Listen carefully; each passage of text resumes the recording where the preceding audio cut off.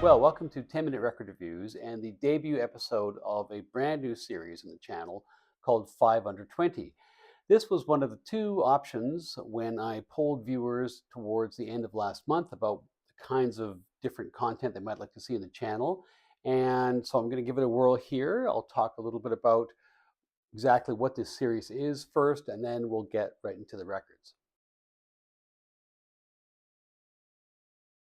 In terms of the idea for this series, I guess it's based on the belief that the golden age of, well, the second golden age of record collecting, the one which happened around the turn of the century, when you could, in the fallout from the wholesale embrace of CDs and digital sharing and so on, in those days when you could actually pick up classic jazz releases from the 1950s and 1960s for peanuts, that those days are pretty much gone. At this point, much of the good stuff, not all of it, but much of it, has been hoovered up and put under glass or inside PVC sheaths by, and I hate to generalize, but pharma bros, war profiteers, retired fossil fuel executives, and trust fund sociopaths. But it's not all bad news.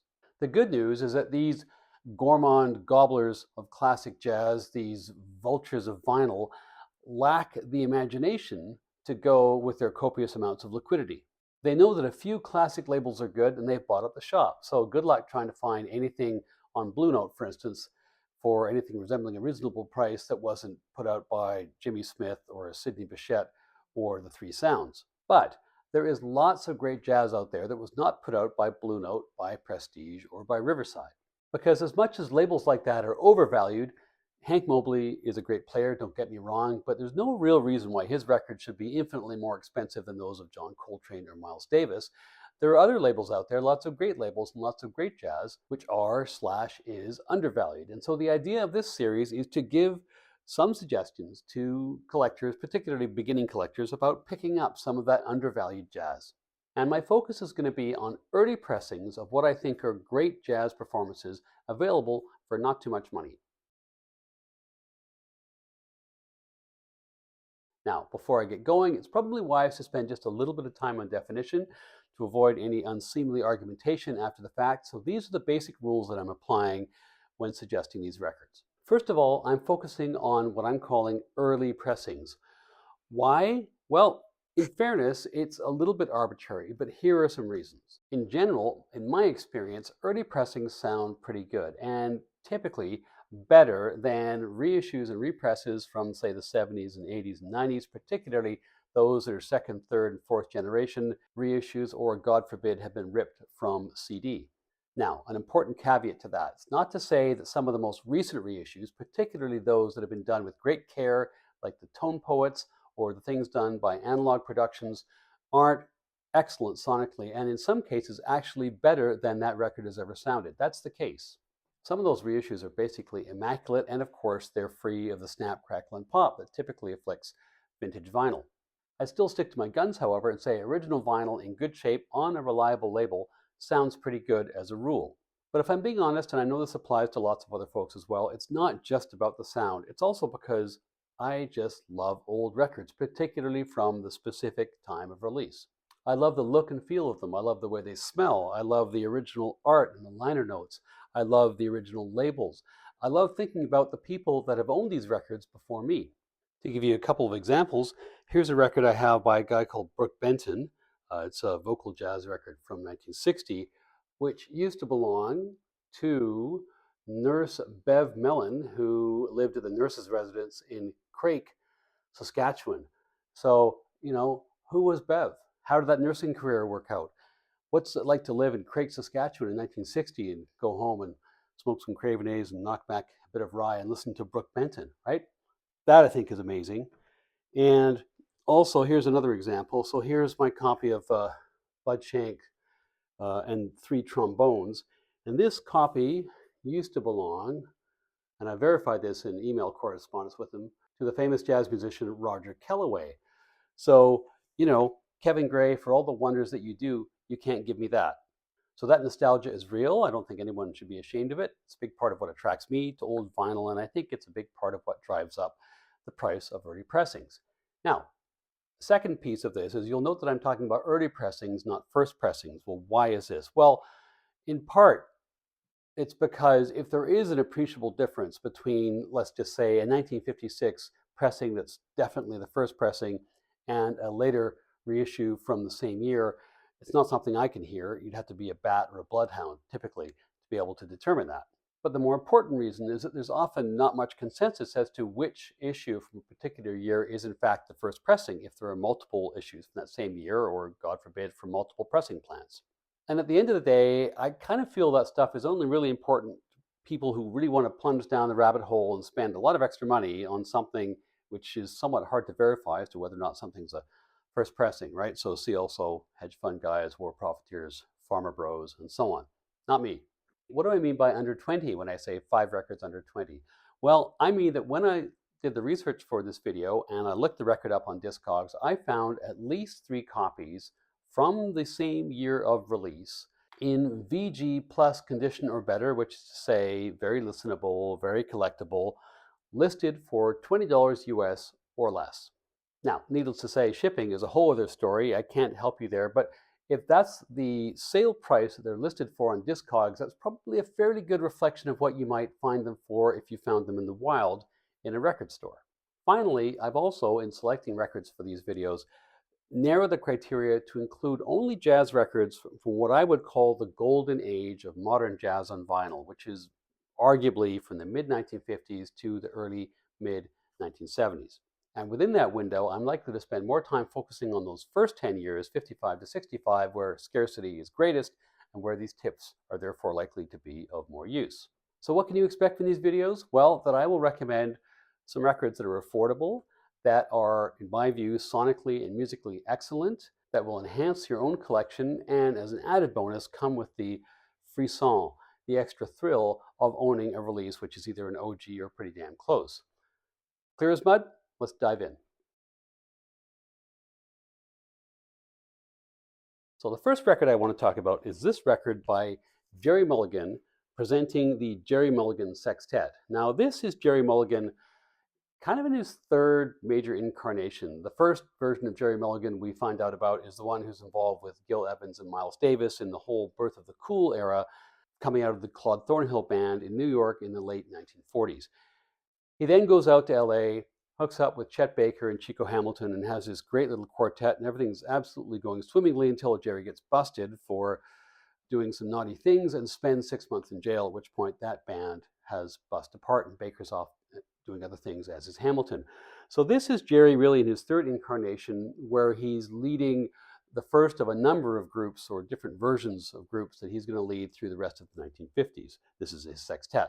It has a really terrific front line, including, I think you can see Zoot Sims on tenor sax, and then just down here, the, I think, really quite underrated valve trombonist Bob Brookmeyer, never really put out a bad record, and the somewhat more obscure but still very talented trumpeter John Erdley. The secret weapon here, however, is Zoot Sims, who turns in a typically excellent performance. It's all very well arranged by Mulligan, and Mulligan finds, as he was prone to do, this kind of sweet spot between more swing-oriented traditional jazz and the contemporary feel of bop. So that's a good one, the Gerry Mulligan Sextet. Next, we're going to talk about this record, which is actually a record I spoke about a week or two ago when I was talking about Bobby Jaspar, and it's a record by the J.J. Johnson Quintet from 1956. J is for jazz, and it's notable for a number of reasons, one of which being, as I mentioned a couple of weeks ago, that it's one of the very first things that Bobby Jaspar did when he came from Belgium, or Paris, I guess, to New York in 1956, was join this quintet on Miles Davis's recommendation, but that's not the whole story of this record. Johnson, of course, is a trombonist, and up to this point, up to 1956, his main claim to fame had been the work that he'd done with another trombonist, Kai Winding, and that had been some of the very first jazz that Prestige Records had ever released in the early 1950s. But the group he's putting together here is pretty darn good, and it was actually evolving at the same time this record was being made. So you do have Johnson on trombone, you've got Jaspar, who is playing tenor sax, but also some excellent flute on here as well. The keys are handled by two different players, Hank Jones and then also Tommy Flanagan, and the bass is handled either by Percy Heath or by Wilbur Little. The real surprise package and secret weapon of this record, however, is a relatively unknown young drummer called Elvin Jones, who just sparkles all the way through here. Anyway, it's Hall of Famers, top to bottom. Great, great classic hard bop from New York from the classic era and available for not too much. Highly recommended. The third record I'd like to talk about and recommend is this one, which is a release on Contemporary from, when was it, 1956, by Shelly Manne and his men, called Swinging Sounds, or sometimes called Shelly Manne Volume 4. Now, the first thing to say is that pretty much any early contemporary release, by which I mean between, say, 54 and 1960, probably afterwards as well, sonically will be as good or better than anything else on any other competitor label at the time. The sound quality is excellent. It's all engineered by the peerless engineer, or most of it is anyway, the peerless engineer Roy Dunan. The other thing to say is that Shelly Manne made a whole whack of records for contemporary, and as far as I can make out, I don't think he made a bad one. And this is one of his very best. It is top grade, weapons grade hard bop. It's underpinned by the great West Coast bassist Leroy Vinnegar and features a number of other players who maybe are less appreciated but are real mainstays of the West Coast scene. And those include Charlie Mariano on alto sax, Stu Williamson on trumpet, and the swingin' Russ Freeman on piano. And if this record were a Blue Note, which it isn't, but if it were in good condition with the quality of music on here and the players, it would be worth something like $400 or $500. But because it's a contemporary records release and lesser known by the vultures of vinyl, you can get it for about $20. Highly, highly recommended, as is pretty much anything by Shelly Manne on contemporary. Now, the next record I'd like to recommend is this one by Shorty Rogers in a quintet largely formed for the purposes of the record. I love the cover of this. It's called Wherever the Five Winds Blow. I love the cover of this because it looks like nothing so much as a photograph of U.S. Army troops in the Italian campaign in 1943-44, just having captured Monte Cassino or something like this. So here we are, just having defeated the fascists, and we're now playing flugelhorn.